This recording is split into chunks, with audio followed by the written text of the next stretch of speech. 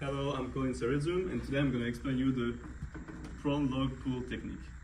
So when you see one of your patients going down on the field and you suspect a bad injury or a good hit, the first thing you're going to do is going to do a primary survey.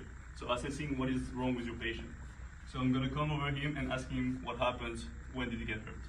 When I suspect a spine injury, the first thing I'm going to do is I'm going to hold his C-spine. So I'm going to make sure I have my hand placement really good, so doing this. While I'm holding his spine, I'm going to ask someone to call 911 using closed loop communication. Calling 911. Next, I'm going to have to ask someone to grab the spine board. Can you grab the spine board for me? I'll grab the spine board and the supplies. While they're taking care of this, I'm going to ask someone to come over here to help me to assess the patient's sensation. Alright, so the first three things you'll do when assessing a patient after a suspected spine injury, you'll want to search for any deformities along the neck, as well as test their sensory and motor capabilities. Make sure you test bilaterally. So for sensory, you can just ask them if they feel where you're touching, both arms and legs. And then for motor, you can have them wiggle their fingers or their toes, or even make a fist around your finger. This is arriving in 10 minutes. Perfect. Technique. So I'm going to have 3 people on my patient sides, kneeling on my patient sides. So I'm going to use the stronger one on the hip, after the second strongest on the shoulder, and the last one on the foot. So I'm going to make sure they know how to perform the technique. So you're going to put your 2 hands on the other side of the patient, make sure you're able to pull him.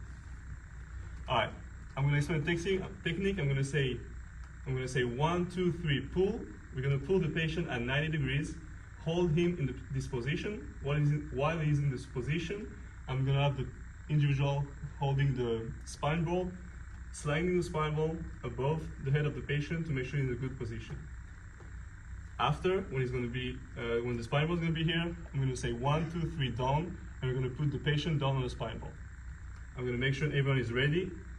Is everyone ready? Yes. All right, 1, 2, 3, pull.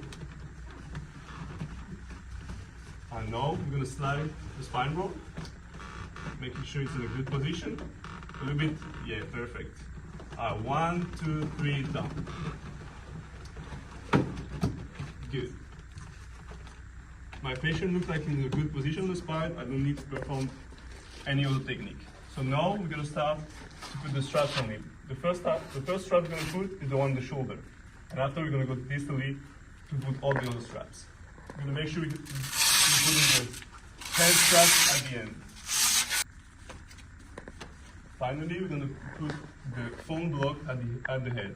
So I'm going to start with, on one side, I'm going to ask Gigi, I'm going to push firmly the phone block on my hand to make sure the patient is secured. 1, 2, 3. I'm going to still hold the phone block, and I'm going to ask the other side. 1, 2, 3. We're going to apply the straps on the head. The forehead first. Second one. 1, 2, 3. And then on the chin.